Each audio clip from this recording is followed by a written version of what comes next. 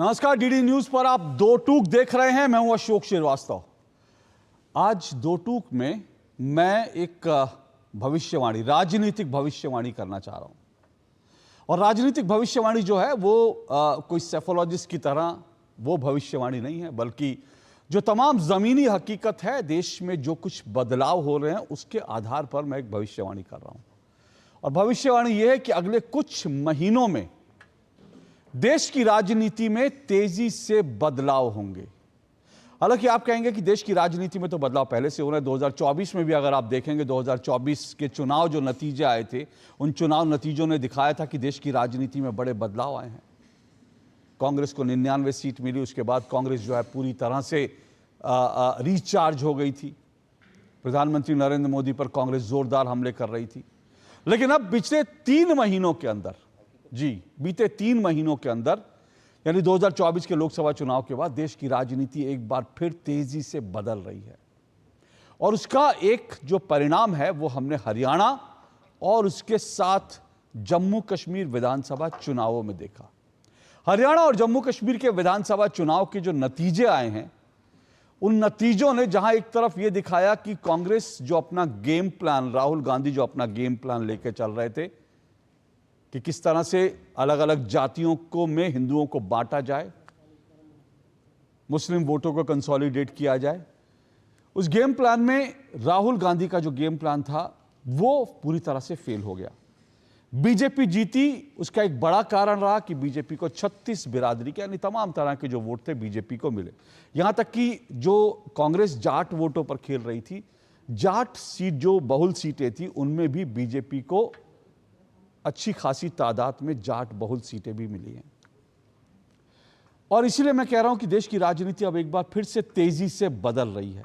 और जो तेजी से बदल रही है उसका एक बड़ा कारण यह भी है कि प्रधानमंत्री नरेंद्र मोदी ने, ऐसा लग रहा है कि जो पिछले कुछ समय की राजनीति है, जो प्रधानमंत्री नरेंद्र मोदी के आप बयानों को देखेंगे तो ऐसा लग रहा है कि प्रधानमंत्री नरेंद्र मोदी ने राहुल गांधी की जो पूरी राजनीति थी उसको डिकोड कर लिया है। और जब नरेंद्र मोदी किसी चीज को डिकोड कर लेते हैं तो फिर वो उस राजनीति या उस रणनीति के टक्कर के लिए, उसकी काट के लिए कोई ना कोई सॉल्यूशन भी तैयार कर लेते हैं। इसलिए मैं कह रहा हूं कि अगले कुछ महीनों में देश की राजनीति में आप तेजी से बदलाव देखेंगे। और इसका आभास जो है बीते 2-3 दिनों में आपको मिल रहा होगा। मैं आज आपको प्रधानमंत्री नरेंद्र मोदी की दो टूक की शुरुआत में उनका जो कल का एक बयान था उस बयान से कर रहा हूं। प्रधानमंत्री नरेंद्र मोदी के इस बयान को सुनिएगा। और जैसा मैंने कहा कि ऐसा लग रहा है कि राहुल गांधी की जो राजनीति है उसको डिकोड कर लिया है और उसका संकेत प्रधानमंत्री नरेंद्र मोदी के इस बयान से मिलता है। यह बयान सुनिए और उसके बाद मैं आज कुछ और आपको राहुल गांधी के भी बयान सुनवाऊंगा, कुछ आपको जमीनी हकीकत से रूबरू करवाऊंगा और उसके बाद आज की इस डिबेट को अपने मेहमानों के साथ शुरू करूंगा। कहीं मत जाइएगा, आज दो टूक धमाकेदार होगा। शुरुआत करते हैं। पहले प्रधानमंत्री नरेंद्र मोदी को सुन लीजिए जो उन्होंने कल कहा था, लेकिन जो आने वाले कई महीनों तक देश की राजनीति में एक रेलेवेंट रोल निभाने वाला है। सुनिए जरा।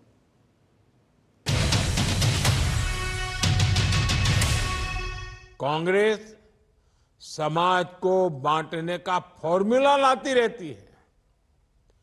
कांग्रेस देश के मतदाताओं को गुमराह करने से बाज नहीं आ रही।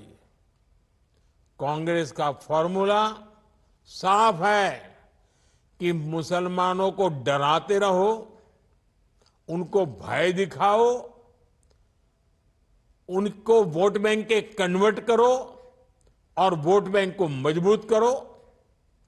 कांग्रेस के एक भी नेता ने आज तक कभी नहीं कहा कि हमारे मुस्लिम भाई बहनों में कितनी जातियां होती हैं। मुस्लिम जातियों की बात आते ही कांग्रेस के नेता पर मुंह पर ताला लगाकर बैठ जाते हैं।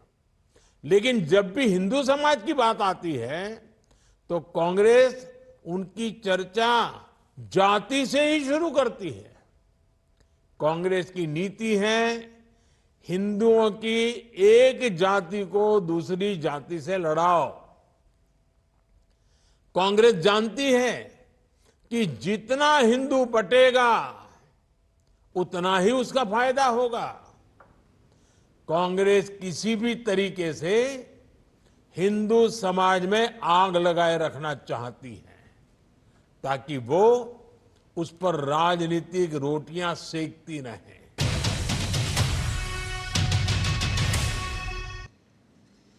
तो आपने सुना प्रधानमंत्री नरेंद्र मोदी को, और इसीलिए आज जो मैं चर्चा करूंगा वो आज चर्चा ये भी है कि राहुल का बंटवारे वाला खेल क्या नरेंद्र मोदी करेंगे फेल, ये भी आज का मेरा सवाल रहेगा। लेकिन उससे पहले प्रधानमंत्री नरेंद्र मोदी ऐसा क्यों कह रहे हैं? दरअसल जब प्रधानमंत्री नरेंद्र मोदी ने कल ये बात कही तो उनके जहन में राहुल गांधी की पिछले कुछ महीनों की जो राजनीति थी वो उनके सामने होगी।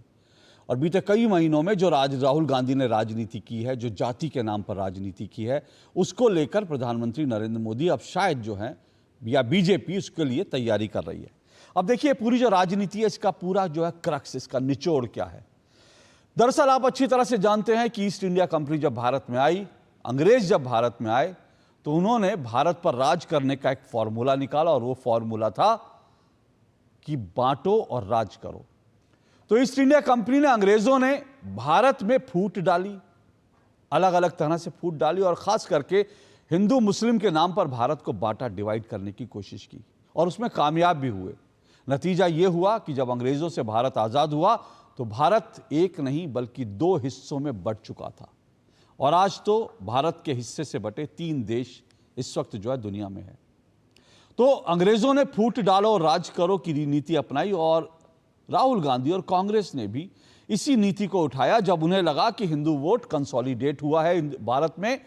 करीब 30, 35, 36% वोट जो है बीजेपी के पीछे कंसोलिडेट हुआ है। तो नरेंद्र मोदी को अगर हराना है तो इस वोट बैंक को तोड़ना होगा और इसीलिए राहुल गांधी ने जाति में बांटने की राजनीति शुरू की। और इसीलिए राहुल गांधी ने हर जगह पर, यहां तक कि उनको बजट के हलवे में भी जो है जाति नजर आई, उन्हें मिस इंडिया में जाति नजर आई, उन्हें सिनेमा में जाति नजर आई, उन्हें पत्रकारों में जाति नजर आई। वो जहां गए उन्हें जाति जाति जाति जाति, उन्हें हर जगह जाति ही नजर आई। और मैं पहले भी फैक्ट चेक कर चुका हूं, उनमें से कई बातें जो मैं आपको राहुल गांधी की सुनवाऊंगा उनमें से कई उनके बयान जो हैं वो बिल्कुल झूठ पर आधारित हैं, फैक्चुअली इनकरेक्ट है। लेकिन फिर भी राहुल गांधी ने बयान दिए क्योंकि राहुल गांधी का फॉर्मूला बड़ा स्पष्ट है, हिंदुओं को डिवाइड करना है जाति के नाम पर। सुनिए जरा राहुल गांधी ने कहां कहां कैसे कैसे जातियों को ढूंढना।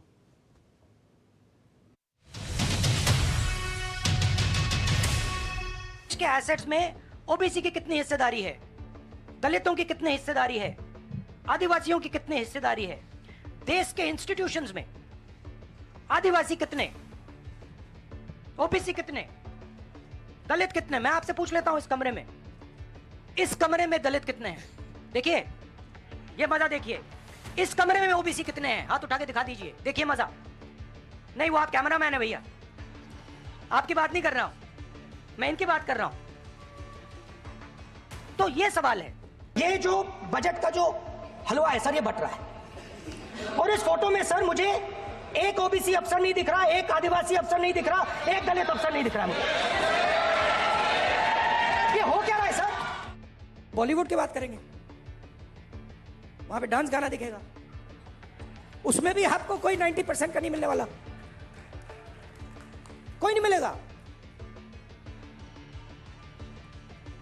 मैंने चेक किया भाई, तो मैंने लिस्ट निकाली मिस इंडिया की, मैंने कहा भैया इसमें तो होगा, मतलब एक दलित महिला तो होगी, एक आदिवासी महिला तो होगी ना दलित है, ना आदिवासी, ना ओबीसी, कोई नहीं। उनकी जात को ओबीसी में डाला गया था। नरेंद्र मोदी ओबीसी नहीं है, नरेंद्र मोदी जनरल कास्ट के हैं। नाम क्या आपका? हाँ, आप शिव प्रसाद जी हैं। आपके मालिक का क्या नाम है? आपके मालिक का क्या नाम है? क्या नाम है? नाम बताओ, नाम बताओ। क्या बात कर रहे थे? ओए मारो मत यार, मारो मत उसको, मारना नहीं है, मारना नहीं है। नाम बताओ उसका। वो ओबीसी है? नहीं। वो दलित है? नहीं।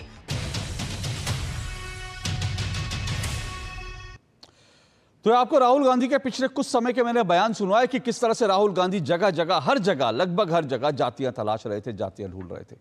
जबकि खुद राहुल गांधी की जो उनकी जो टीम है और कांग्रेस की जो टीम है, अगर उसमें कोई तलाश नहीं लगेगा, मेरे पास पूरा रिकॉर्ड मैं आज लेकर आया हूं, लेकिन उस पर चर्चा होगी तो मैं जरूर आपको बताऊंगा। अगर कांग्रेस का खुद का रिकॉर्ड आप देखेंगे तो इस मसले पर, इस मुद्दे पर कांग्रेस का ट्रैक रिकॉर्ड और राहुल गांधी का भी ट्रैक रिकॉर्ड बहुत बहुत खराब है। अगर दलितों को, ओबीसीज को, आदिवासियों को उनका हक दिलाने की बात करनी है, बिल्कुल करनी चाहिए। जो दलित हैं, जो पिछड़े हैं, उनको समाज में उनका हक मिले, उनको आप आगे बढ़ाइए, यह बिल्कुल होना चाहिए। सवाल इस मुद्दे का नहीं है और सवाल दलितों को आगे लाने का नहीं है, पिछड़ों को आगे लाने का नहीं है, सवाल राहुल गांधी की नीयत का है। और जब मैं ऐसा कह रहा हूं तो उसके पीछे कई कारण है।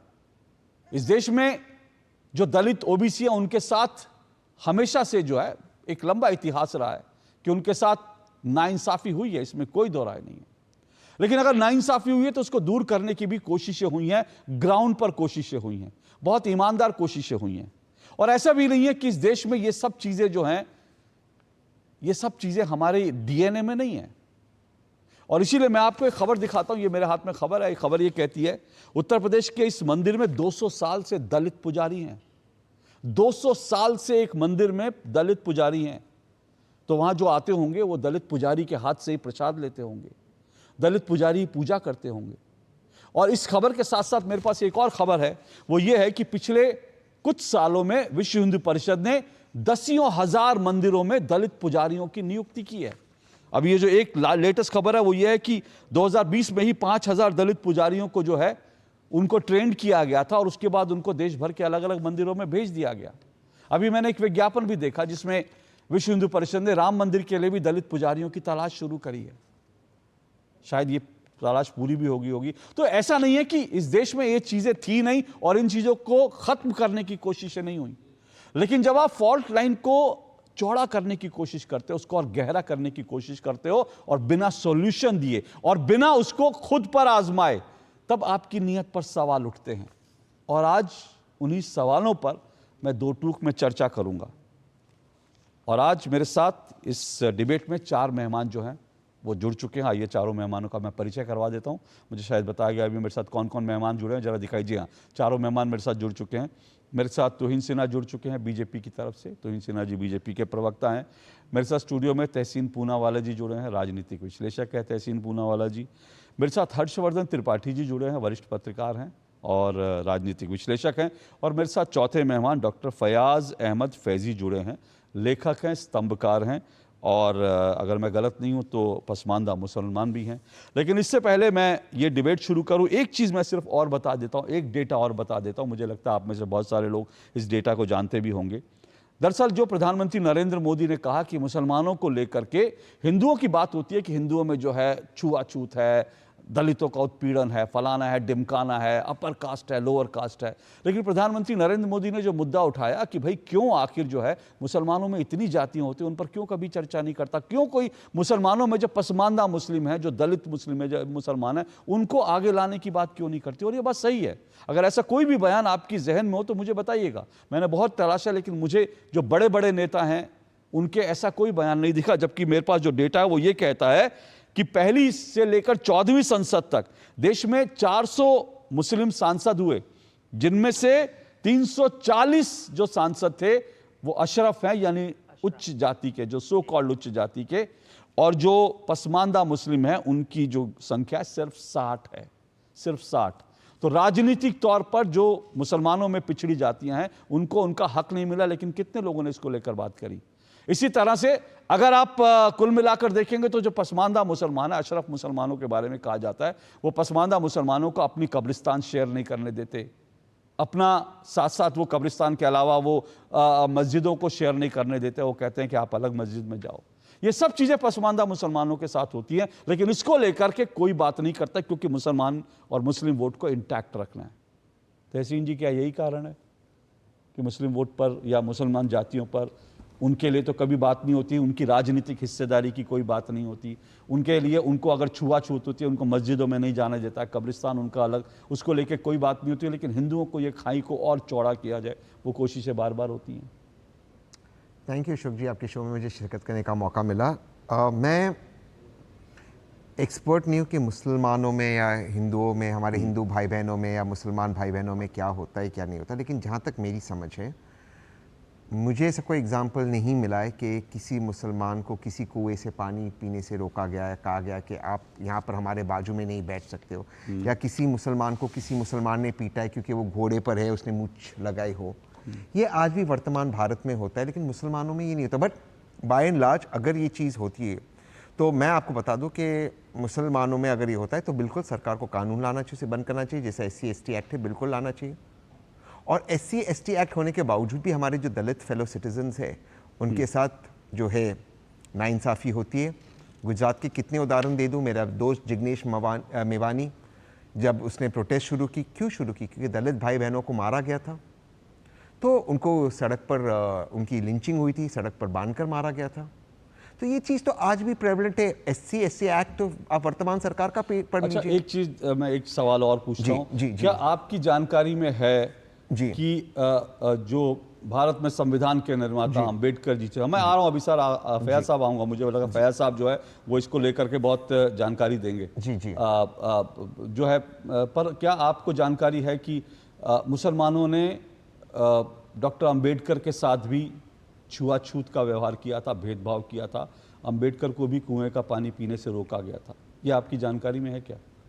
और अगर ये हुआ है तो गलत है, लेकिन मैं क्योंकि नहीं, मैं अब गलत सही, गलत तो है, मैं आपसे पूछ रहा हूं, मेरा मैं अभी मूल सवाल पर मैं मूल बात पर आता हूँ। क्योंकि अम्बेडकर जी की जो कर्म भूमि थी वो मेरा महाराष्ट्र था, और मेरे महाराष्ट्र में जहाँ रहते थे वो एक मुसलमान परिवार के साथ भी वहाँ पर रहते थे, तो उनके घर में रहते थे। तो ये चीज़ अगर हुई है, किसी एक ने किया है तो गलत है, तो फिर वो एक मुसलमान परिवार के साथ, ये दो चीज़। लेकिन मैं एक मिनट सर, मैं आ रहा हूं, मैं ये नहीं कह रहा हूं, अशोक जी मैं अपनी बात रख दूं। नहीं, मैं आपको जानकारी के तौर पर, सिर्फ आप, मैं भी आपको जानकारी के तौर पर ही बता रहा हूं। चलिए, लेकिन बात ये है कि हमारे मुल्क में एक SC/ST एक्ट है, और अगर माननीय प्रधानमंत्री कहते हैं, सर अभी राजनीति में जाइए, मैं उसमें नहीं कह रहा, मैं आगे की सवाल उठा रहा हूं, तो मुसलमानों के हक में हूं। तहसीन भाई सुनिए, मैं तो कह रहा हूं अगर पसमानदा भाइयों के साथ, आपकी नियत पर सवाल बिल्कुल नहीं उठा रहा हूं। जी, जी। आपकी नियत पर, मैं आपकी राजनीतिक जो विचार हैं मैं उस पर कभी उंगली नहीं उठाता हूं। मैं बल्कि बार बार कहता हूं कि राहुल गांधी अगर आपकी राजनीति, आपसे राजनीति सीख लें तो मुझे लगता है बहुत बढ़िया होगा। मैं बार बार ये कहता हूं, मैं आप पे सवाल नहीं उठा रहा हूं, लेकिन मैं ये सवाल उठा रहा हूं, और ये बात आप पे नहीं, ये मुझ पर भी लागू होती है, मेरे ख्याल से बाकी पैनलिस्ट भी शायद उसमें से कई लोग शामिल होंगे। जैसे आपने कहा ना, हमको यहां पे हिंदुस्तान में, मैं यही बात कर रहा हूं, और कांग्रेस की जो शिक्षा नीति रही, कांग्रेस में क्या क्या चलता रहा, इस देश में कैसे चलता रहा, इस बात को इससे समझिएगा। तहसीन पूनावाला जी को, जो महाराष्ट्र से हैं, ना उनको यह बात मालूम है, ना मुझे इसके बारे में जानकारी थी कि हमको यह तो पता है बाबा साहब भीमराव अंबेडकर के साथ जो है हिंदुओं ने जो है उनके साथ छुआछूत का व्यवहार किया, लेकिन बाबा साहब भीमराव अंबेडकर के साथ मुसलमानों ने भी छुआछूत का व्यवहार किया। और मेरे पास ये पूरा डॉक्यूमेंट है, बाबा साहब भीमराव की अंबेडकर की किताब को मैं कोट कर रहा हूं, और मैं इसीलिए कह रहा हूं ये छुआछूत जो है दलितों के साथ मुसलमान भी करते रहे, लेकिन सिर्फ हिंदुओं को गाली देना या हिंदुओं को ये कहना गलत है। अब मैं ये सिर्फ पढ़ के, और ये एक मुसलमान नहीं है तहसीन भाई, मैं ये पढ़ के सुनाता हूं जो बाबा साहब भीमराव अंबेडकर ने उनकी जो किताब है उसमें लिखा, और ये अमेरिका की कोलंबिया यूनिवर्सिटी में पढ़ाई जाती है, भारत में नहीं पढ़ाई जाता ये, क्योंकि भारत में हिंदू और मुसलमानों को डिवाइड करना था और दलितों को डिवाइड करना था। ये डॉक्टर बाबा साहब भीमराव अंबेडकर की वेटिंग फॉर ए वीजा पुस्तक है।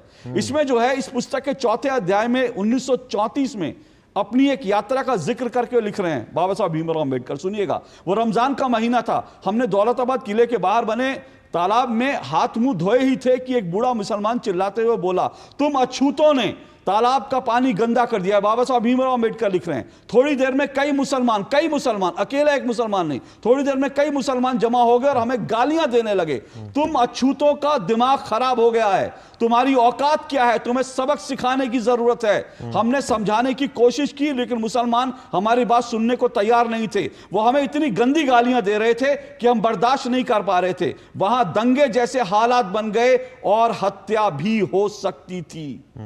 ये डॉक्टर बाबा साहब भीमराव अंबेडकर ने अपनी किताब में लिखा है। तो तहसीन भाई, मैं ये कह रहा हूं, मैं आपकी और किसी की नियत पर, मैं ये कह रहा हूं कि इस देश में बाबा साहब भीमराव अंबेडकर के साथ मुसलमानों ने भी वही किया जो सो कॉल्ड हिंदुओं ने, जो दलित ऊंची जातियों ने किया।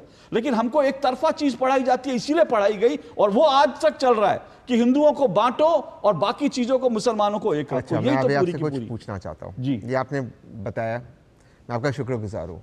ये बात आपने रिसर्च करते निकाली, कोलंबिया में आपने बताया पढ़ाई जाती है। पिछले 11 साल से मुल्क का प्रधानमंत्री कौन है? वो क्यों नहीं, वो एक सेकंड, वो क्यों अपने करिकुलम में उन्होंने नहीं लाए? क्योंकि उनको भी नहीं लाना है। ठीक है, उनको क्यों नहीं लाए? वो ठीक है, उनका काम नहीं लाना। अब कब तक आप नेहरू जी, इंदिरा जी, राजीव जी को दोष दोगे? और मैं बताता हूँ, आज भी इस मुल्क में दलितों के साथ भेदभाव होती है, और अगर मुसलमान भी करे तो वो SC ST एक्ट में बुक होता है।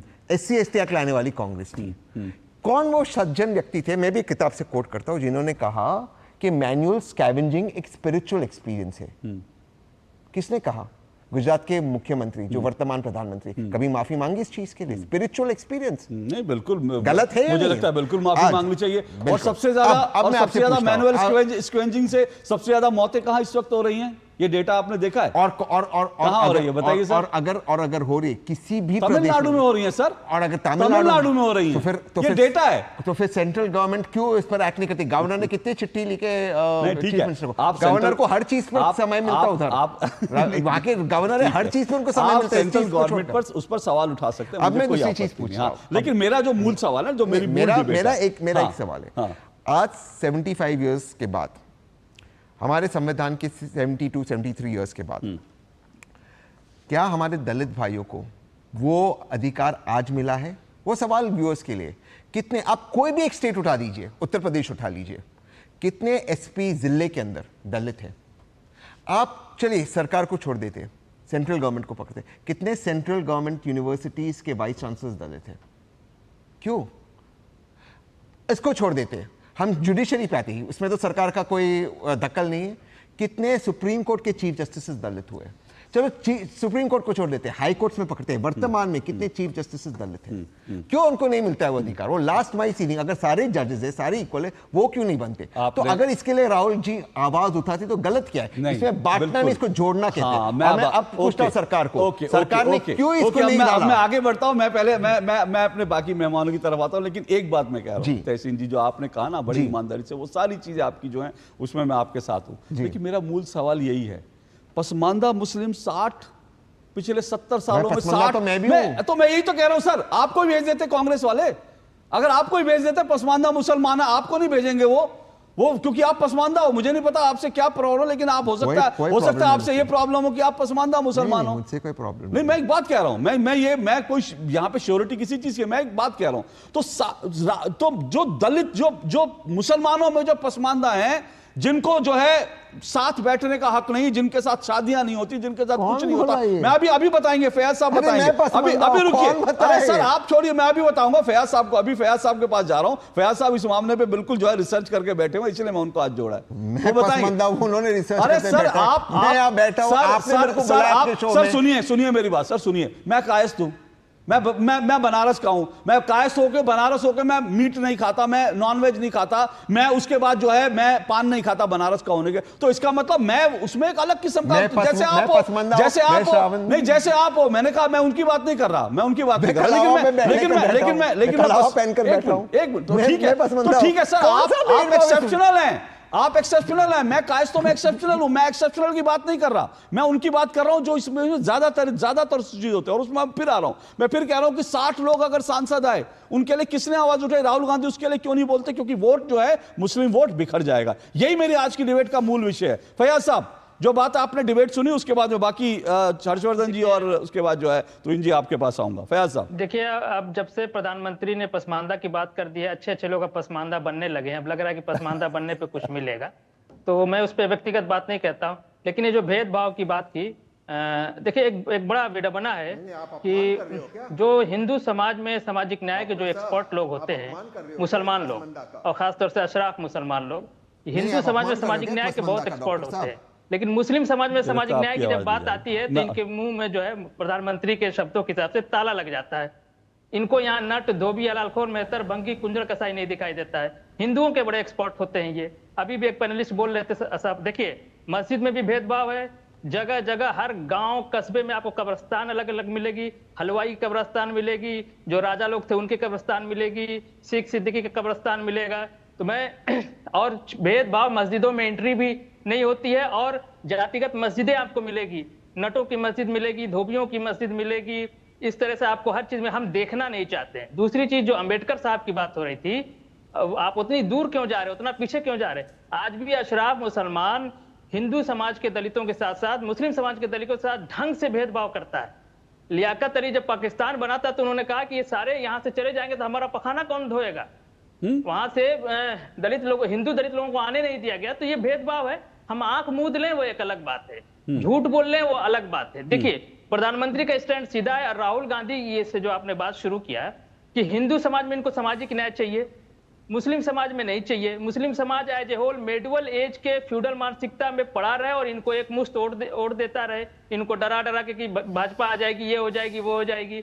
मुस्लिम समाज में सामाजिक न्याय नहीं चाहिए। तो इनका सामाजिक न्याय जो है सांप्रदायिक सामाजिक न्याय है, सेकुलर सामाजिक न्याय नहीं है। इसीलिए ये मुस्लिम समाज में सामाजिक न्याय की बात को नहीं करते हैं और बिल्कुल इग्नोर करते हैं। कांग्रेस पार्टी एक शायर को अल्पसंख्यक का चेयरमैन बनाती है, उसको कोई एक्टिविस्ट को बनाना चाहिए, कोई बुद्धिजीवी को बनाना चाहिए। पसमानदा अशराफ की बात ही छोड़ दीजिए। तो इससे आप समझ लीजिए कि मुसलमानों में मुशायरा कराना चाहते हैं, मुजरा कराना चाहते हैं और डराना चाहते हैं, इस तरह से वोट लेना चाहते हैं। तो उनका पूरा प्लान है कि मुसलमान एज होल एक मोनोलिथ बन के वोट दे। इसीलिए ये मुसलमानों को सांप्रदायिक बना के रखना चाहते हैं और इसमें अशराफ वर्ग भी आगे आगे रहता है और तथाकथित सेकुलर लिबरल पार्टियां भी यही चाहती है। डॉक्टर फयाज, प्रधानमंत्री का मैं पूरी बात करूं। देखिए, प्रधानमंत्री ने जब से बात करना शुरू किया है मुस्लिम समाज में सामाजिक न्याय को, लगातार उनको टारगेट किया जाता है कि मुस्लिम समाज को बांटने की बात कर रहे हैं। जब आप हिंदू समाज में सामाजिक न्याय की बात करते हो, अभी एक भाई साहब कह रहे थे कि वो जोड़ पैदा कर रहे हैं, और मोदी जी जब मुस्लिम समाज में सामाजिक न्याय की बात कर रहे थे तोड़ पैदा कर रहे हैं। अरे भाई, जब सूरज सत्य है तो दोनों तरफ सत्य होगा ना। सामाजिक न्याय जब ठीक बात है तो हिंदू के लिए भी ठीक बात होगी,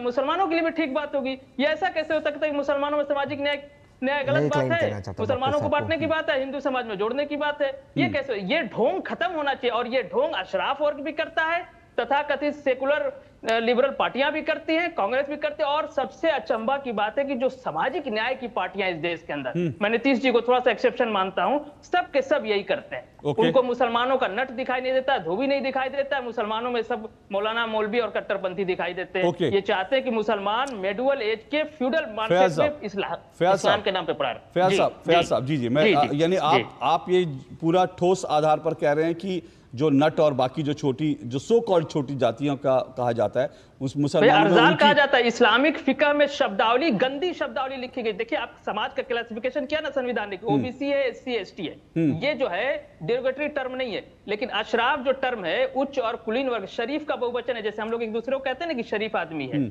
और जब अजलाफ और अर्जाल इन्होंने जो बांटा है, अजलाफ का मतलब ही होता है असभ्य, असभ्य का बहुवचन है, और रजील का मतलब होता है निकृष्ट। तो क्लासिफिकेशन, मनुष्यों का क्लासिफिकेशन ये करते हैं। इस्लामिक फिक्र की किताब में लिखा है, बहुत दूर मत जाइए आप, मुस्लिम पर्सनल लॉ बोर्ड के मजमूए कानून इस्लामी जो ऑफिशियल पब्लिकेशन है, उसमें आप देख लीजिए, जाति के नाम पे और नस्ल के नाम पे कि शादी नहीं होगी, और शादी हो भी गई तो वो निकाह माना नहीं जाएगा खुलेआम। अभी मैं थोड़ी सी एक बात कर दूं, अभी कुछ दिन पहले मुस्लिम पर्सनल लॉ बोर्ड का कोई मौलाना है, शायद वो जनरल सेक्रेटरी है, मायावती जी के बारे में इशारे में बहुत ही घटिया बात लिखा उसने उर्दू के अखबार में कि वो अधिकारियों को गालियां देती थी। ये लिखा है। उत्तर प्रदेश में कौन महिला मुख्यमंत्री है जो दलित समाज से है? उनका नाम नहीं लिखा है, लेकिन अभी 4 तारीख को लिखा था। तो आप अंबेडकर के यहाँ भेदभाव देख रहे, आप यहाँ अशराफ मुसलमान, वो अपना भड़ास निकाल रहा था, और मुस्लिम समाज में सामाजिक न्याय की बात है उसको रुकिए फयाज साहब, नापाक कोशिश, मैं बोल दूं, नापाक कोशिश कह रहे हैं। मौलाना मुस्लिम पर्सनल लॉ बोर्ड का वो सैफुल्लाह रहमानी, क्या नाम है उसका, वो मुस्लिम समाज में सामाजिक न्याय का जो संघर्ष है जो बाबा कबीर के जमाने से चला, उसको नापाक कोशिश कह रहे हैं। इससे इनका माइंडसेट आप एक सवाल आपसे जल्दी से पूछ लें, बहुत संक्षेप में, फिर मैं तुहिन जी और हर्षवर्धन जी के पास जाऊंगा। जी तो नहीं, दो चीज़, शायद लेखक साहब को अपनी आवाज़ सुनने का बहुत शौक है, दूसरों की बात सुनना नहीं है उनको, बस अपनी मन की बात करनी है, काम की बात तो करनी नहीं है। सारे उन्होंने उदाहरण दिए, मैं 2 उदाहरण को उन्हीं के शब्दों से पकड़ता हूँ। एक, उत्तर प्रदेश में उन्होंने लिखा, किसी मौलाना साहब ने कुछ लिखा अखबार के अंदर बहन मायावती जी के खिलाफ। अशोक जी, मेरी मेमोरी बता दो, वहाँ पे मुख्यमंत्री कौन है? SC ST एक्ट क्यों नहीं लगाया? क्यों नहीं लगाया? लगा देते, डाल देते मौलाना साहब को जेल के अंदर, क्यों नहीं डाला? क्यों नहीं डाला? ये सवाल है। अगर सरकार नहीं चला सकते तो छोड़कर जाओ। दूसरी बात, शादी हो जाएगी, शादी मानी नहीं जाएगी, किसके बाप की हिम्मत है शादी नहीं मानने में? देश में संविधान चलेगा?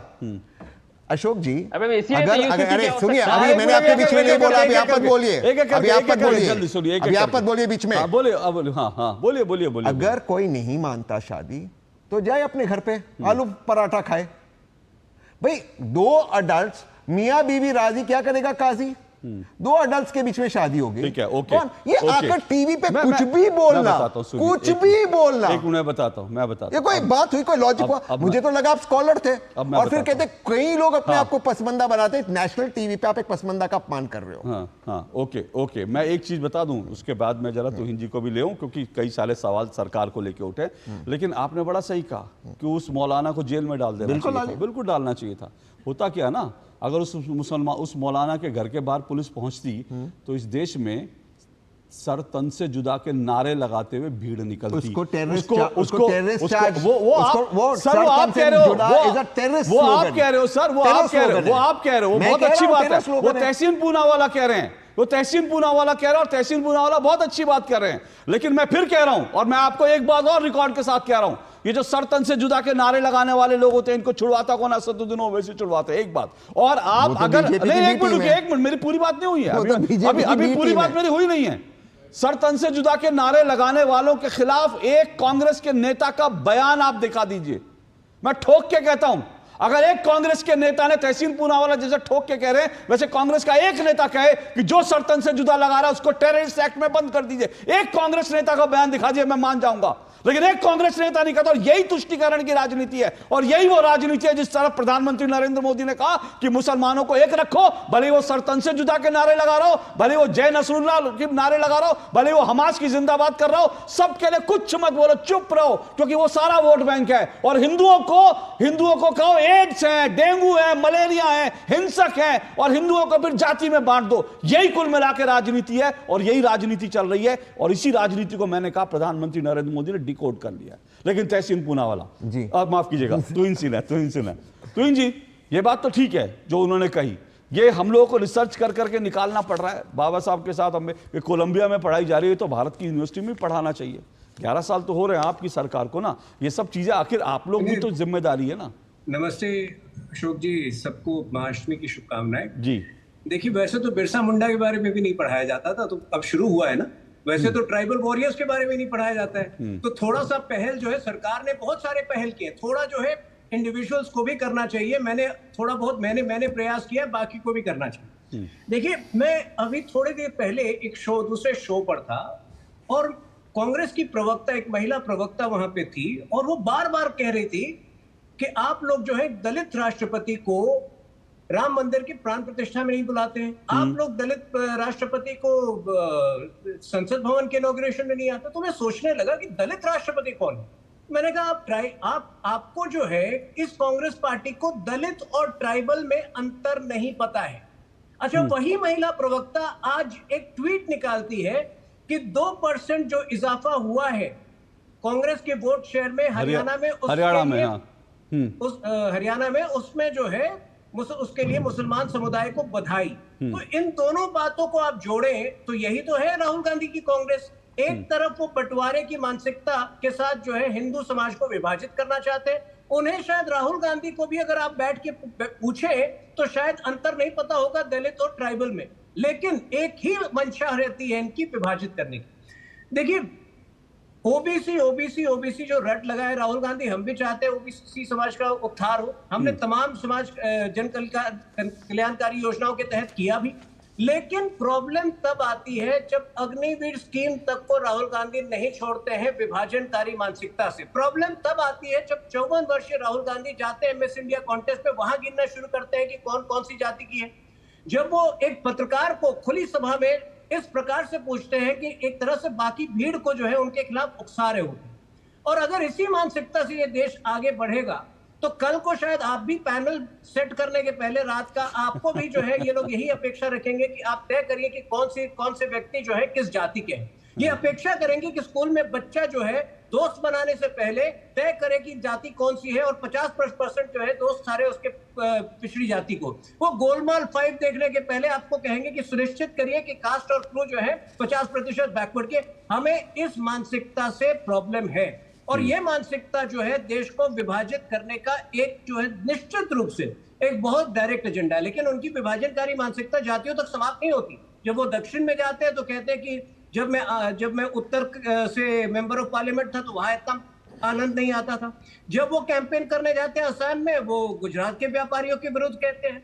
जब वो जाते हैं अमेरिका, वो एक सिख युवक को उठाकर कहते हैं कि भारत में सिखों तक को आजादी नहीं है कि वो गुरुद्वारा जा सके। तो आप देख सकते हैं कितने अलग अलग तरीके से देश को विभाजित करने का प्रयास चल रहा है और पूरे हिंदू समाज को विभाजित करने का प्रयास चल रहा है कांग्रेस पार्टी की। पर सवाल यह है कि हर्षवर्धन जी, क्या प्रधानमंत्री नरेंद्र मोदी के, अगर आप पिछले 2 दिन के, एक तो हरियाणा चुनाव का जो परिणाम है और दूसरे बाद उसके बाद प्रधानमंत्री नरेंद्र मोदी के 2 दिन के बयान, क्या आपको लग रहा है कि प्रधानमंत्री नरेंद्र मोदी को पूरा ये गेम प्लान जो है डिकोड उन्होंने कर लिया है कि भाई क्या राजनीति चल रही है? आप म्यूट पर हैं हर्षवर्धन जी, म्यूट पर हैं। नहीं, मैं म्यूट पर हाँ तो जी, नहीं आ रही है आपकी, जी बोलिए। अशोक भाई, सबसे पहले तो ये कि प्रधानमंत्री नरेंद्र मोदी ने तो इनका प्लान गुजरात का मुख्यमंत्री रहते ही डिकोड कर लिया था और शायद यही वजह रही कि उनको मुख्यमंत्री रहते हुए जिस तरह से साजिश में उस वक्त, अब चूंकि अहमद पटेल जी रहे नहीं तो उनका नाम लेना ठीक नहीं, लेकिन बहुत से लोग वो कहते हैं, और वो जो एनजीओ गिरोह था उसने क्या कुछ करने की कोशिश की थी, कोई छिपी बात नहीं, वही था, क्योंकि उन्होंने डिकोड कर लिया था और ये लग रहा था कि देश को बांट कर और जो राजनीति करनी है वो चलती रहेगी। नरेंद्र मोदी ने उसको डिकोड किया 14 में आके। अब 24 में चूंकि 10 साल हो गए तो एक झूठ बोला गया संविधान आरक्षण वाला। अब आप देखिए, इसी बहस में आप देखिए, आपको भी ये स्पष्टता देनी पड़ी कि कितने लोग दलित पुजारी हैं कि नहीं, पिछड़ी जाति के हैं कि नहीं। फिर कहना पड़ा तो तहसीन ने कहा कि अरे क्या मुसलमान को उस तरह से घोड़ी से उतारा जाता है क्या, ये सब बताया उन्होंने। अब पहली बात तो एक, देश के लोगों को ये भ्रम दूर करना चाहिए। कोई भी जो वो सारे काम करने के लिए, उस कर्मकांड को करने के लिए उतनी निष्ठा के साथ, उतने अनुशासन के साथ रह सकता है, वो मंदिर का पुजारी बन सकता है। जाहिर है, चाहे ब्रह्म मुहूर्त में सुबह उठकर स्नान करना हो, पूजा करना हो, उसी तरह से वस्त्र धारण करना हो, उसी तरह से जीवन रखना हो, उसी तरह से पूरा दिन बीतना हो, समय से नहा धो के तैयार होना, ये सब कर सकते हैं तो बिल्कुल कोई भी कर सकता है। जो सेंगोल आया था, वो जो लोग आए थे वो पिछड़ी जाति के अधीनम है, जो सारे के सारे पुजारी थे जो आपको सेंगोल थामे हुए संसद में आए। जहां तक रही हाथ से सफाई की बात, जो हमारे अपने जो दलित भाई हैं वो उसमें उनकी जान जाती है। नरेंद्र मोदी की सरकार आने के बाद नरेंद्र मोदी ने सबसे पहले उसको दुरुस्त किया। अब सोचिए कि ये सारी चीजें तहसीन भाई और उनके साथ के लोग बिल्कुल बताना नहीं चाहते। आज भी वो कहेंगे, कहीं एक घटना होगी तो उसका जिक्र करके कहेंगे कि देखो घोड़ी नहीं चढ़ने दिया, मूंछ किसी की ये थी, तो उसके खिलाफ क्या होता है, उसको जेल भेजा जाता है, SC ST एक्ट में बुरी तरह से वो फंसता है, उसका पूरा परिवार तबाह हो जाता है। कई बार तो हम यहां तक देखते हैं कि गलत भी फंस जाता है। तो ये वाला हिस्सा तो बात करना बंद करना चाहिए। एक तरह से गलत बात है जब आप इस तरह की बात करते हैं। और देश में जाने कितने मंदिर हैं, जिसको पुजारी बनने की इच्छा हो, जिसको भगवान की सेवा करने की, जिसकी भगवान में आस्था हो। अब आप एक तरफ तो भगवान में कहेंगे भगवान है ही नहीं, उनके बारे में सोशल मीडिया पर आप शब्द लिखेंगे, उल्टा सीधा लिखेंगे, कहेंगे कि हमको पुजारी नहीं बनाया जा रहा, तो ये दोनों नहीं चलेगा। ये नंबर 1 हुआ। नंबर 2 ये देखिए, अब उनकी चिंता कहां बढ़ गई। नरेंद्र मोदी कह रहे हैं कि अगर बटोगे तो उल्लास कहीं होगा। योगी आदित्यनाथ ने कहा बटोगे तो कटोगे, उदाहरण के साथ बता दिया। राष्ट्रीय स्वयंसेवक संघ के सरसंघ चालक कह रहे हैं कि भाई आपका तो काम ही है, और वो लंबे समय से अखिल भारतीय प्रतिनिधि सभा में 2021-22 में ही तय हो गया था, एक कुआं, एक श्मशान, एक मंदिर। ये कांग्रेस को डरा रहा है। आप सोचिए, जिस कांग्रेस के लिए कहा जाता था कि वो कांग्रेस एक समय में, मैं तो कहता हूं थोड़ा पीछे से जाना चाहिए भाई, कांग्रेस को तो कहा जाता था हिंदू पार्टी 37 में, जिन्ना की पार्टी थी, मुस्लिम पार्टी। आज वो कांग्रेस कहां पहुंच गई। और इनका खतरा और बड़ा है। इनको डर लगता है कि नरेंद्र मोदी तो अब उनकी पार्टी तो लाल चौक में भी 3500 वोट पा जाती है एजाज अहमद राठा। कल्पना कीजिए ना, आप वो कहते थे कि जला देंगे, तिरंगा जला देंगे, कोई उठाने वाला नहीं मिलेगा।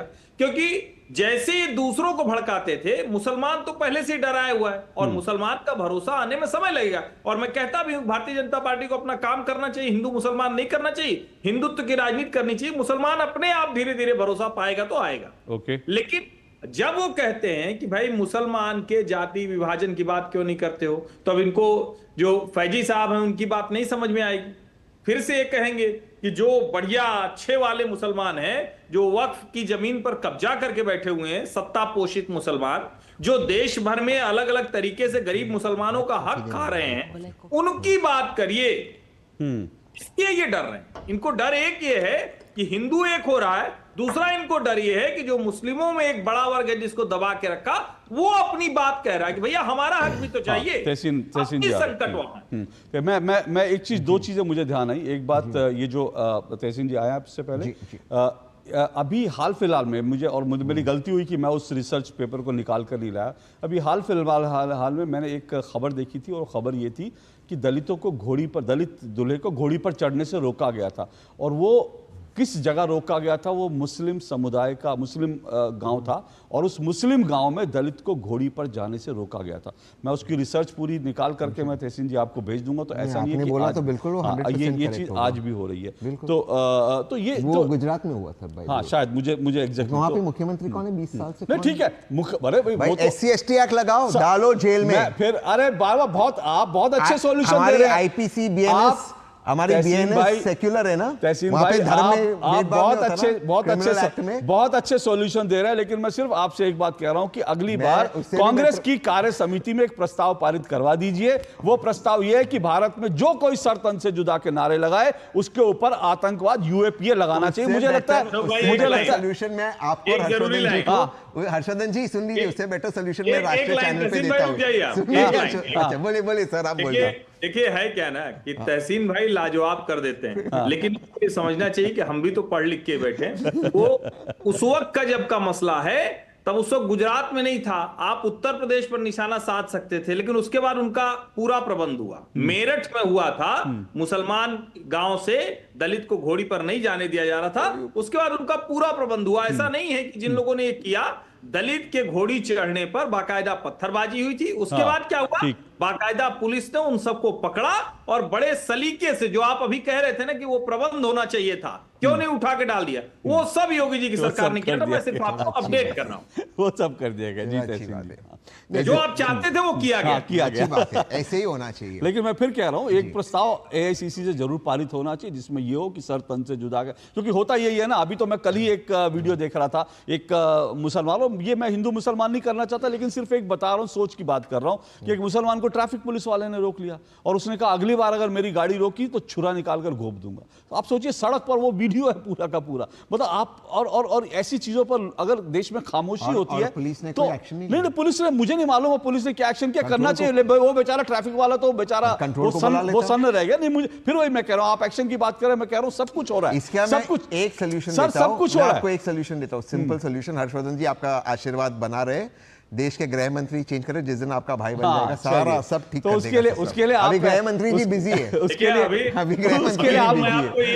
अभी तो मैं आपको ये शुभकामना दे सकता हूं कि जल्दी से आप कम से कम मीडिया डिपार्टमेंट संभाले कांग्रेस का। अरे आप मुझे शुभकामनाएं दे रहे हैं, आप मुझे फंसाने में। और एक छोटा सा ब्रेक ले रहा हूं, ब्रेक के बाद आ रहा हूं। शुभकामनाएं तहसीन जी के साथ रहेंगी, बन जाएंगी तो हमारा भी शायद, हमारी डिबेट में भी कांग्रेस के आधिकारिक प्रवक्ता आने लगेंगे। इस ब्रेक के बाद लौट रहा हूं। आपके घर के खाने में रेस्टोरेंट जैसा स्वाद ले आए MDH का शाही पनीर मसाला। पनीर को क्या मस्त बना डाला। अरे क्या हो गया, पूरा का पूरा गांव यहाँ आ गया। भैया इसी हाथ से चारा खिलाते हो, तभी तो आपके गाय भैंसों की ब्याज सबसे ज्यादा है। पगले, ये चमत्कार इस हाथ का नहीं, हाथ में जो कपिला पशु आहार है उसका है, जो पशुओं की सेहत अच्छी रखता है और ब्याज भी बढ़ाता है। कपिला देश का नंबर 1 पशु आहार। सारी छुर्रियाँ भर देती हैं, दीवार हमवार कर देती हैं। तो पुट्टी भर ले, हाँ पुट्टी भर ले।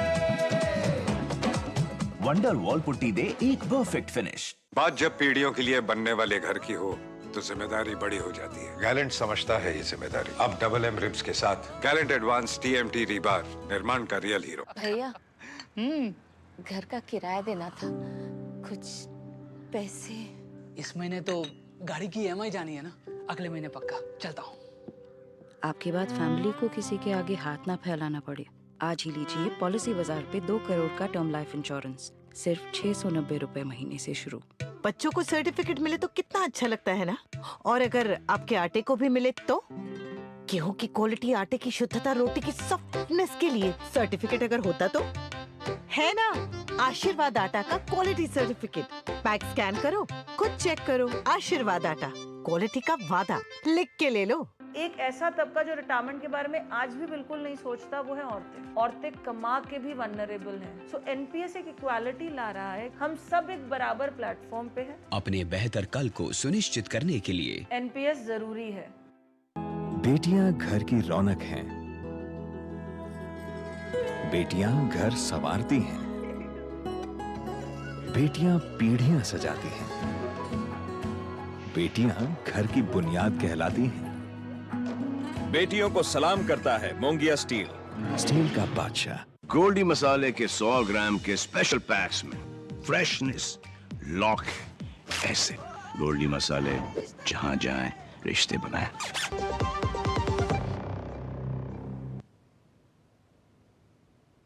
दो टुक आप देख रहे हैं और दो टुक में आज हम चर्चा कर रहे हैं कि किस तरह से हिंदुओं को बांटना है। ये राहुल गांधी का खेल है। राहुल मुसलमानों को जुटाओ और हिंदुओं को विभाजित करो जाति जाति में। जाति जाति का जो खेल है वो कांग्रेस इस वक्त खेल रही है और प्रधानमंत्री नरेंद्र मोदी ने जिस तरह से इसको लेकर के पलटवार किया, उसको लेकर ये साफ है कि प्रधानमंत्री नरेंद्र मोदी भी अब मैदान में उतर चुके हैं कांग्रेस के इस गेम प्लान को फेल करने के लिए। इसी पर हम चर्चा कर रहे हैं। कुल मिलाकर मेरे साथ 4 मेहमान जुड़े हुए हैं। मेरे साथ स्टूडियो में तहसीन पूनावाला जी जुड़े हुए हैं। मेरे साथ इसके अलावा जो है तुहिन सिन्हा बीजेपी से जुड़े हुए हैं। हर्षवर्धन त्रिपाठी राजनीतिक विश्लेषक हैं, वरिष्ठ पत्रकार हैं। और डॉक्टर फयाज अहमद फैजी जुड़े हुए हैं मेरे साथ, लेखक है, स्तंभकार हैं।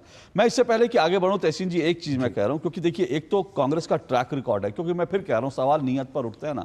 एक तो कांग्रेस का ट्रैक रिकॉर्ड है जो मतलब अगर मैं ट्रैक रिकॉर्ड में जाऊं तो बहुत खराब ट्रैक रिकॉर्ड है कुल मिलाकर। मेरे पास ये लेख है, ये एक पूरा का पूरा प्रधानमंत्री राजीव गांधी के साथ इंटरव्यू जो हुआ था आलोक मेहता जी का, जिसमें राजीव गांधी ने कहा था कि आरक्षण के नाम पर मैं बुद्धुओं को बढ़ावा नहीं देना चाहता। यानी उनको लगता था, राजीव गांधी जी को लगता था कि आरक्षण से बुद्धू आते हैं। पंडित जवाहरलाल नेहरू का भी इस तरह का एक पूरा का पूरा बाइट है। इसके अलावा एक मेरे पास एक और रिसर्च पेपर है जो ये बताता है कि अगर तमाम सेंट्रल मिनिस्टर देखें 1952 से लेकर 2024 तक, तो कांग्रेस ने जो है, जो कांग्रेस ने ओबीसी और दलित को सिर्फ 14% बनाया इतने समय तक राज करने के बाद, और बीजेपी का ट्रैक रिकॉर्ड इसमें 25.3 है। ये कुल मिलाकर है। और अभी की अगर मैं, और कांग्रेस की पूरी राहुल गांधी की टीम है, मेरे पास समय कम है, आप 4 मेहमान है, चारों के पास जाऊंगा। राहुल गांधी की टीम है मेरे पास, जो तमाम टीम है, अगर इसका मैं विश्लेषण करने लगूं तो इसमें जो है दलित और ओबीसी की को ढूंढते रह जाओगे। ये कांग्रेस की अलग अलग कमेटीज हैं। इसके अलावा राजीव गांधी फाउंडेशन की कमेटी है जिसमें एक भी दलित नहीं है। तो राहुल गांधी को पहले मुझे लगता है अपना घर ठीक करना चाहिए। और एक तेलंगाना की मेरे पास एक रिपोर्ट है, ये हाल फिलहाल की रिपोर्ट है। तेलंगाना में 26 जुलाई 2024 Telangana government hikes minority welfare budget to ₹3,000 crore, cuts down on SC/ST एलोकेशन। SC/ST का हिस्सा काटा। इसमें एक चीज है, वो उन्होंने उसको स्कीम्स के अंदर लिया, वो SC/ST का, उसको क्लैरिफाई किए थे। ऐसी कई सारी स्टोरीज हैं। और जो माइनॉरिटीज का बढ़ा है वो बाकी स्टेट बजट के तुलना में कम बढ़ा है, और SC/ST का उन्होंने सेपरेट हेडिंग में डाला है, वो उसको क्लैरिफाई किया। मैंने कहा मेरे पास ऐसी मैं मोटे तौर पर राहुल गांधी की नीयत पर सवाल उठा रहा हूं। ये कांग्रेस की राहुल गांधी की टीम मेरे सामने। बात को मान लेता हूं, राहुल गांधी जी खराब, देश को बांट नहीं, मैं खराब नहीं कह रहा हूं। मैं कह रहा हूं जब आप कह रहे हो तो खुद पे लागू करना चाहिए। मैं कह रहा हूं बट वर्तमान CWC में जो चेंजेस हुए वो एज पर जिसकी जितनी संख्या है उतनी हिस्सेदारी मिली है, लेकिन मैं उसको भी छोड़ देता हूं क्योंकि वो तो हाल फिलहाल हुआ है। मैं बात करता हूं, अगर भाजपा सीरियस है, चलो कांग्रेस खराब है, हिंदुओं को बांट रही है, तो कास्ट सेंसस का डेटा भाजपा के पास है 2011 से। राजनाथ सिंह जी ने, अरुण जेटली जी ने और अमित शाह जी ने पार्लियामेंट पे कहा था हम इसे रिलीज करेंगे। आज भी पड़ा हुआ है, इसको रिलीज क्यों नहीं करते? सारे एरर्स निकल गए, या अमित शाह जी ने कहा था फ्लोर ऑफ द हाउस, सारे एरर्स निकल गए। एक और कास्ट सेंसस की बात, कास्ट सर्वे की बात नहीं, वो दो अलग अलग चीजें। दूसरी चीज, योगी आदित्यनाथ जी ने कहा कटेगी तो बटेगी, बटेगी तो कटेगी हिंदू के बारे में योगी आदित्यनाथ जी ने कहा था। तो किसकी हिम्मत है कि मोदी जी, अमित शाह जी और योगी जी के होते हुए हिंदुओं को काटे? और अगर काट रहे, मैं दोबारा से कह रहा हूं, छोड़ते जाए गद्दी। अगर नहीं बचा सकते हिंदू और मुसलमानों को तो छोड़ते जाए गद्दी। ये बात अगर करनी है संवैधानिक पद पर बैठकर, तो फिर ये बताता है कि इनकी मंशा ही नहीं है हिंदुओं को बचाने की। वरना कास्ट सेंसस रिलीज कर दीजिए। तो इनसे ना रिस्पॉन्ड कीजिए, लेकिन एक छोटी सी बात कर रहा हूं, क्योंकि योगी आदित्यनाथ के इस पूरे बयान पे बात होती है, उन्होंने कहीं भी हिंदू मुस्लिम की बात ही नहीं की थी। अगर आप पूरा बयान सुनेंगे किसको भी, मैं तो इसलिए कहा हिंदू मुस्लिम किसको भी काटने की हिम्मत किस में? तो इनसे ना आप म्यूट पर जी, तो इनसे ना मैं बोलिए। मुझे लगता है तहसीन जी मान चुके हैं कि पॉलिटिक्स में हराना अब संभव नहीं है, इसलिए बात बात पर जो है आप गद्दी छोड़ दीजिए। आप मेरे ख्याल से कम आजकल 10 बार जो है वो बांग्लादेश का फॉर्मूला लेकर आ रहे हैं।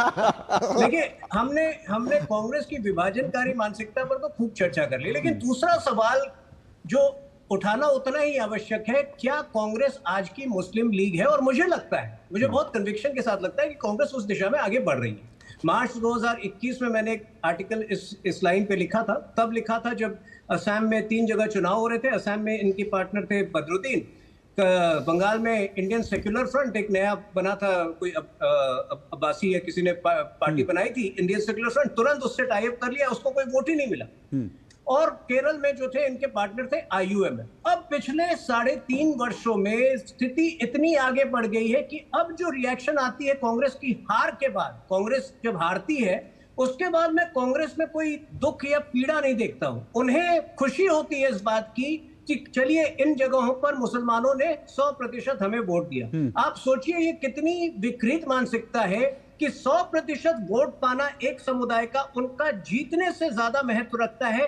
क्या ये सेपरेट इलेक्टोरेट की ओर आगे बढ़ रहे हैं? और ये इंपॉर्टेंट पॉइंट है तो जी, क्योंकि वो ट्वीट मैंने भी देखा था, कांग्रेस की जो आधिकारिक प्रवक्ता उनका ट्वीट। ये देखिए इसी प्रकार के माहौल जो है 20वीं शताब्दी के शुरुआत में थे। आज से 5-10 साल बाद अगर राहुल गांधी इसी मानसिकता से आगे बढ़ते तो मैं बहुत अचंभित नहीं होऊंगा अगर वो सेपरेट इलेक्टोरेट की मंशा या सेपरेट इलेक्टोरेट का डिमांड रखते हैं देश में। तो जी जल्दी से तहसीन जी जल्दी से, क्योंकि ये कांग्रेस की आधिकारिक प्रवक्ता और उस बात पे खुशी जता रही है कि हमारा वोट परसेंट जो है मुस्लिम्स की वजह से इतना प्रतिशत, और ये उनका आधिकारिक ट्वीट है। और एक मैंने ये जानकारी भी कौन प्रवक्ता है, मैं जेन्युइनली नहीं जानता हूं, अगर मुझे बता दे तो। डॉक्टर शमा मोहम्मद हैं, अगर आप उनका नाम जानना चाहते हैं तो।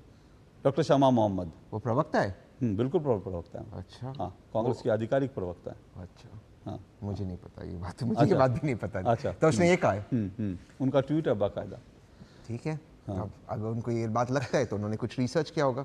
नहीं, रिसर्च तो है उनको कांग्रेस का मुस्लिम वोट के कारण कांग्रेस का वोट प्रतिशत जो है, जो अभी वैसे लग रहा है 1% है दोनों में अंतर, लेकिन अगर मुस्लिम वोट को करके तो 3% का अंतर हो जाता है मुस्लिम वोट, क्योंकि मुसलमानों की वजह से अगर मुस्लिम वोट नहीं होता तो बीजेपी 3% वोट ज्यादा होता बीजेपी के पास कांग्रेस से, लेकिन वो जो 2-2.5-3% है वो सिर्फ मुस्लिम वोट है, और उसको लेकर कांग्रेस में जश्न मनाया जा रहा है कि देखो मुसलमानों ने तो हमें पूरा वोट दिया।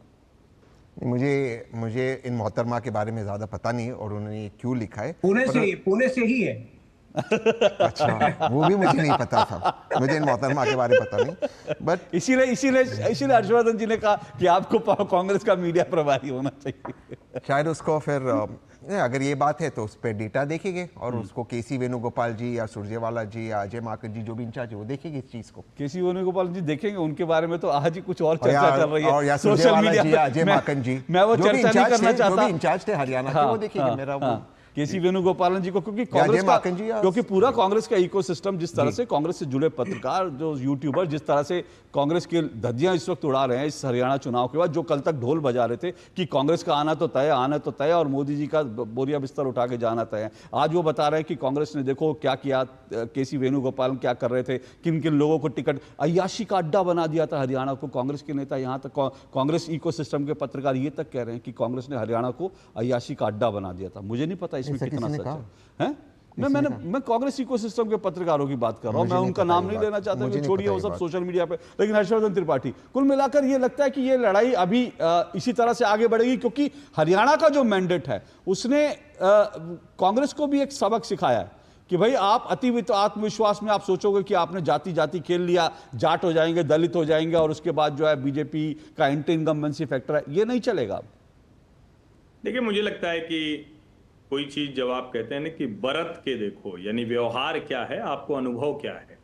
भारतीय जनता पार्टी ऐसी पार्टी है जिससे किसी को डर नहीं लगता, किसी जाति को डर नहीं लगता। ऐसा थोड़ी ना है कि जाट भारतीय जनता पार्टी को वोट नहीं करते हैं, खूब जमकर करते हैं, लेकिन जब जाटों का एक बड़ा हिस्सा कांग्रेस के साथ होता है तो वो जाट के हाथ में लाठी थमा देते हैं और दूसरी जाति को पीटने की बात करने लगते हैं।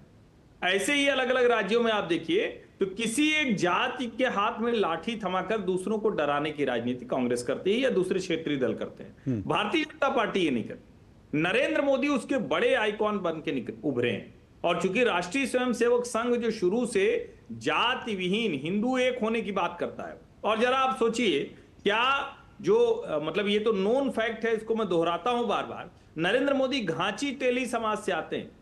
क्या वो बन पाते? क्या विधायक, सांसद, मुख्यमंत्री, प्रधानमंत्री कभी बन सकते थे? वो कहां बने हैं? काशी में। वहां कितने लोग होंगे उनके? और गुजरात में कितने लोग थे?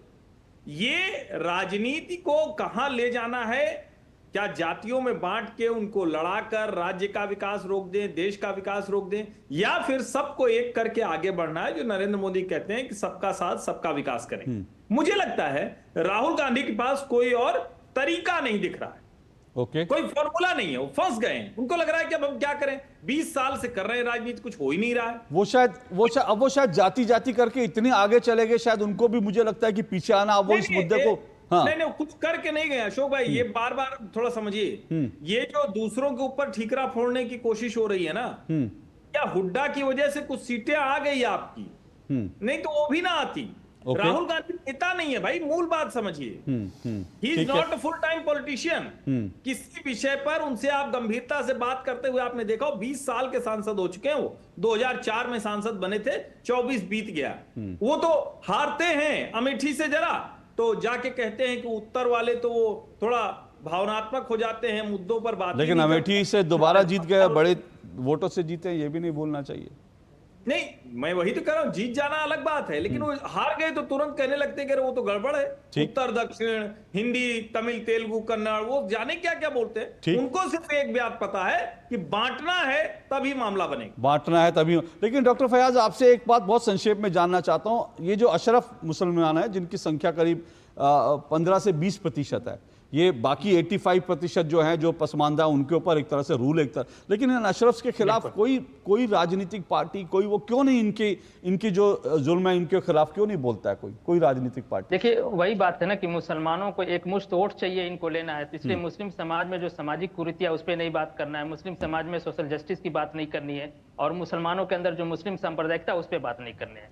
एक मौलाना को मैनेज कर लीजिए, मुस्लिम समाज के एक अशराफ मौलाना को मैनेज कर लीजिए, एक अशराफ गुंडा को मैनेज कर लीजिए, एक अशराफ फिल्म में नाचने गाने वाले को मैनेज कीजिए, और कांग्रेस ने एक शायर को मैनेज कर रखा है, सारा वोट मिल जाता है। तो क्या जरूरत है? देखिए, सामाजिक सुधार जब करेंगे, कुरीति पे काम करेंगे, तो पसीना लगाना पड़ेगा, खून पसीना लगाना है।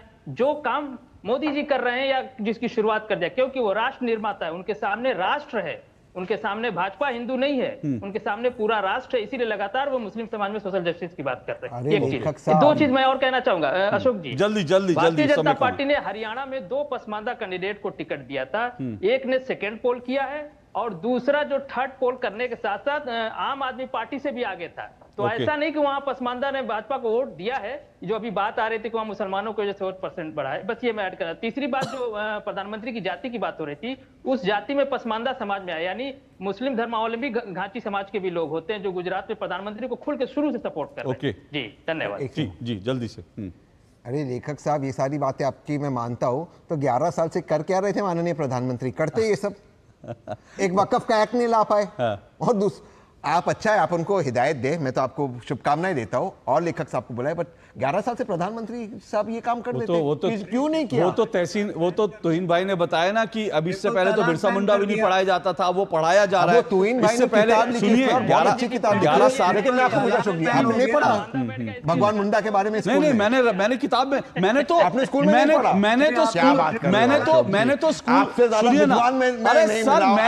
मैंने तो स्कूल की किताबों में वो जो आदिवासी, जो हमारे वनवासी थे, जिन्होंने आजादी के लिए संघर्ष किया था, मैंने वो भी नहीं पढ़ा। लेकिन मुझे स्कूल की किताबों में नहीं पढ़ाया गया। नहीं, बिरसा मुंडा के बारे में जानता हूं, लेकिन मुझे नहीं पता। अब ये देखो तुहिन भाई, भाजपा वाले कुछ भी नेशनल टीवी पे, ये किताब बहुत अच्छी लिखी, उनकी किताब मैंने पढ़ी है। सिद्धू कानू और जो है ये कानू ब्रदर्स थे, जिनको फांसी पर चढ़ाया गया, कौन सी किताब? और 14 से पहले तो देश की किताबों में, इतिहास की किताबों में, दिल्ली यूनिवर्सिटी की किताबों में भगत सिंह को आतंकवादी लिखा जाता था, वो भी तो चेंज किया गया ना, वो भी बदला हुआ। हाँ, जल्दी 30 सेकंड में। जी अशोक, ये मैं इसलिए बता दूं, इसलिए और ज्यादा जरूरी हो जाता है कि हम ट्राइबल वॉरियर्स के बारे में जाने कि जो व्यक्ति जिस प्रकार से आज विपक्ष का नेता सावरकर के बारे में अनाप शनाप बोलता है, क्या गारंटी है कि कल को वो बिरसा मुंडा के विरुद्ध नहीं कहेगा? क्या गारंटी है कि वो उनके विरुद्ध नहीं कहेगा? देखिए, ये जानना बहुत जरूरी है कि जो आदिवासी हमारे, वो कांग्रेस की स्थापना से 102 वर्ष पूर्व से लड़ाई लड़ रहे हैं, और ये जागीर नहीं है आजादी की लड़ाई कांग्रेस पार्टी की, जो ये लोग मान के चलते। बिल्कुल, आपने सही पॉइंट किया है। कांग्रेस के जागीर स्थापना से 102 साल पहले। चलिए, समय आरएसएस का कोई योगदान नहीं था, ये भी मान लो। ओके, चलिए, समय इतना ही है, उस पर हम किसी और दिन चर्चा कर लेंगे, लेकिन आज समय इतना ही है। बहुत बहुत शुक्रिया मेरे सभी मेहमानों का। दो टूक में आज बस इतना ही, लेकिन ये जरूर है कि हिंदुओं को बांटो और मुसलमानों को जोड़े रखो। ये जो राजनीति है, ये ज्यादा दिन नहीं चलेगी और फ्लॉप तो हो गई है हरियाणा में। आगे भी कांग्रेस के लिए इस राजनीति बहुत ज्यादा पेवर नहीं है, लेकिन क्या आगे होगा फिलहाल इंतजार करते हैं। लेकिन आज के लिए इतना ही, नमस्कार।